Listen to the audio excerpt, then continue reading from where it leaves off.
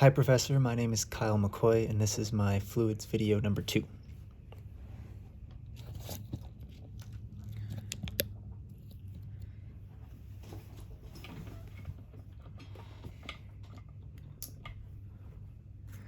Alright, so here we have our problem. We have a large tank with a outlet and a pump on the bottom, both open to the atmosphere. And this is a plot from the manufacturer modeling the head rise of the pump as a function of the volumetric flow rate. We're given that the pump is 70% efficiency, the diameter of the pipe at the exit is 70 centimeters, and the pipe is 2 meters long. We have 6 meters from the top of the water to the pump, and the pipe is made of cast iron. Taking a look at this figure here, we can see that a faster flow rate actually gives us a lower head rise for the pump because the pump requires less power to operate since the fluid is already moving faster. Part A asks us to find the volumetric flow rate of the system when there is 6 meters of water in the tank. So we'll start off with Bernoulli's equation. And I'm going to label my points here. This is going to be point 1, and this is going to be point 2 at the exit. So we have our streamline coming through the system like so. And let's write out Bernoulli's equation. P1 over rho g plus V1 squared over 2g plus Z1 plus the head rise for the pump equals P2 over rho g plus V2 squared over 2g plus Z2 plus our head losses for the system. And in order to use Bernoulli's equation, we have to meet the assumptions for a steady state flow and an incompressible fluid. We are going to take into account friction with our head loss term here. And let's get started canceling things. So we know that pressure at point 1 and point 2 are both 0 because they are open to the atmosphere. So we can cancel those out. We know that this is a large tank, so our velocity at point 1 is going to be about 0. And we can cancel out Z2 because we're just going to define that as the bottom of our system. First up is finding our major head losses.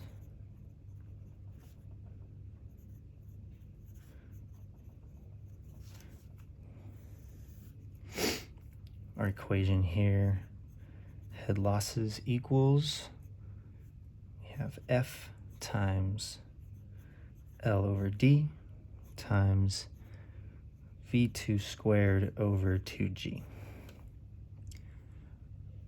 V2 is really what we're interested in here because it's related to the volumetric flow rate.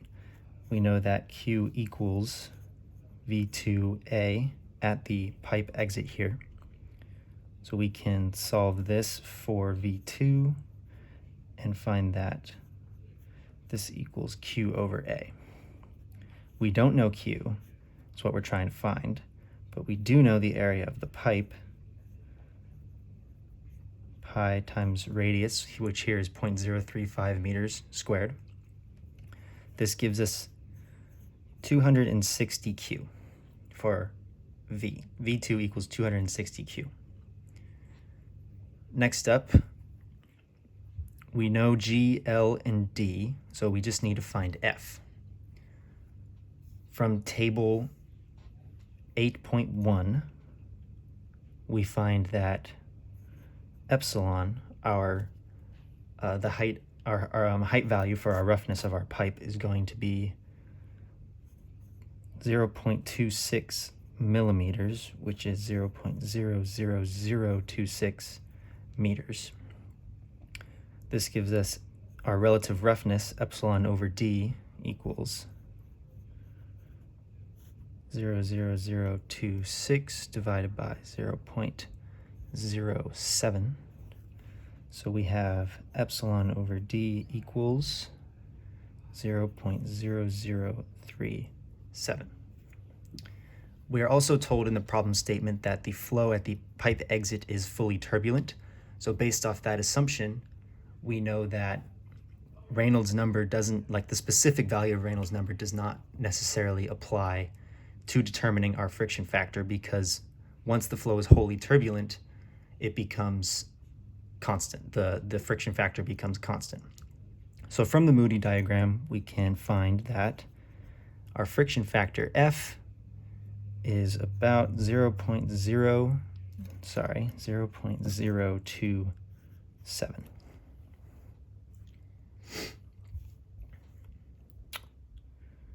So plugging in these values to our head loss equation, F is 0.027, L is 2 meters, D is 0.07 meters. V2 we have 260 Q meters per second, and that whole quantity is squared, divided by 2 times the acceleration due to gravity. And this works out to about this constant, 2,655 times Q squared. Now for our minor head losses, because we do have a squared off section here that is going to cause us some losses, some energy losses there. So we can write our equation, KL V2 squared over 2G. According to figure 8.24, the radius of this pipe here is going to be 0 since it's just a square edge. So we have KL equals 0.5 according to that table. And it's pretty simple, just plugging in 0.5 times 260 Q meters per second, and that's squared, divided by 2 times 9.81 meters per second squared. This gives us that our minor head losses work out to 1721 Q squared. Then we can find our total head losses by simply adding them together, and that works out to about 4375 Q squared. Now we should have everything we need to solve for Q in our equation here. So pulling down our Bernoulli's equation, we just have Z1 plus HP, which is given in the problem statement, equals V2 squared over 2G plus HL. And we can plug in our values here. Z1 we know is just 6 meters. HP we pull from the problem statement, 20 minus 2,000 Q squared. That's also going to be in meters. V2 squared we have here as 260 Q. That's quantity squared over 2 times 9.81 meters per second squared. And then we'll add in our head losses here. So simplifying this equation, we get that Q equals 0.051 meters cubed per second. And that is part A. On to part B, we can actually now find so part B, let me explain, is we've been told in the problem statement that the flow is fully turbulent, but we are now asked to actually verify that it is. So for part B, we need to find our velocity. We know that V2 equals Q divided by A, which we can now solve.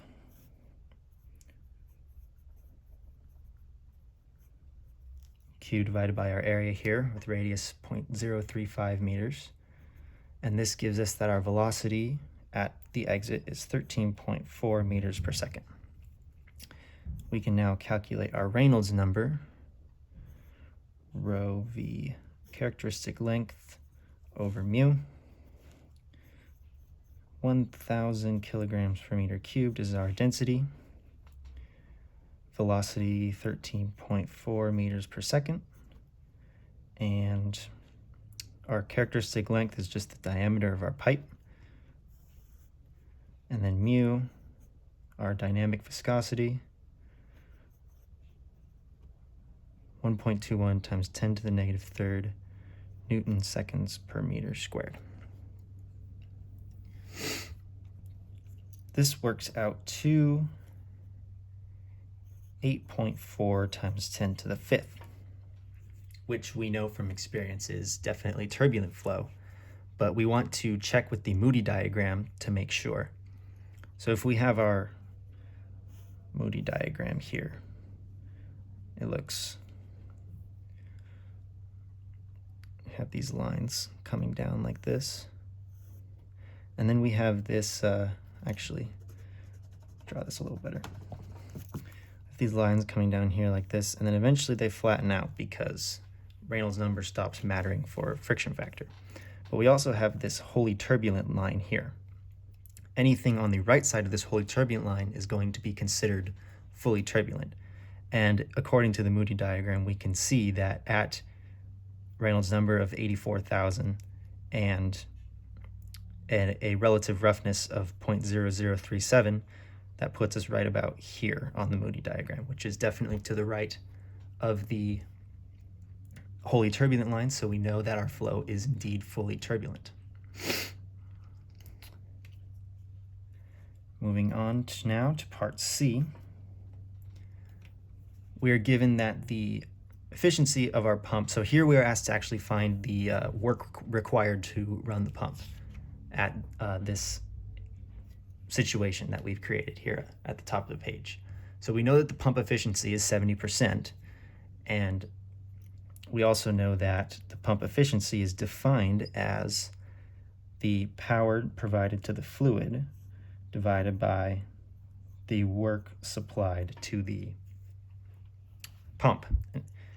So the work supplied to the pump is going to be greater than the power supplied to the fluid just because of losses, and that's why the efficiency is going to be less than 1. But we know here that we also know that the power provided to the fluid is defined as the density times G times Q times the head rise of the pump. So we can solve for this because we already have everything we need.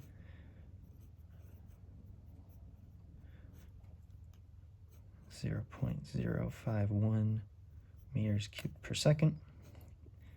And we know that our head rise is defined up here as 20 minus 2,000 Q squared. Ran out of space there, but this Q we're going to plug in our volumetric flow rate. So we can solve for our power provided to the fluid. And this works out to,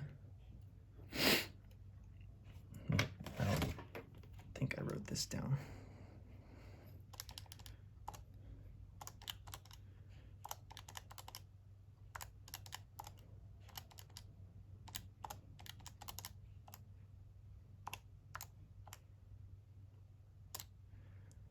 $7,403 watts. And then plugging into our equation here, we can rearrange to find the work supplied to the pump. And it's basically we're just dividing by our efficiency here. So we get 7,403 watts divided by 0.7. And this comes out to about 10.6 kilowatts.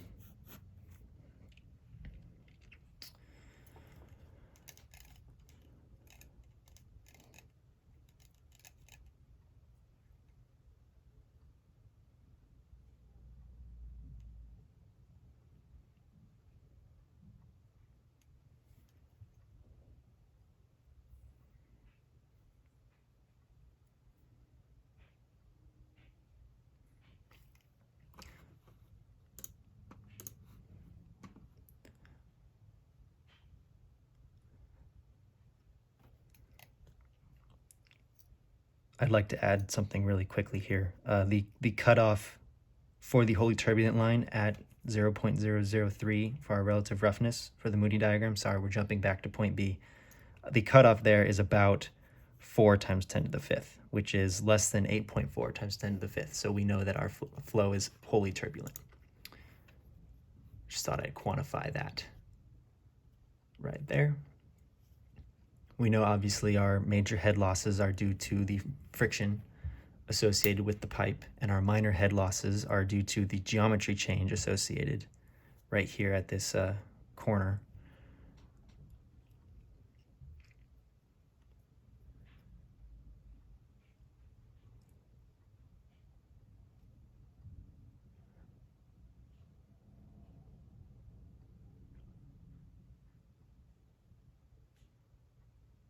I think that about does it.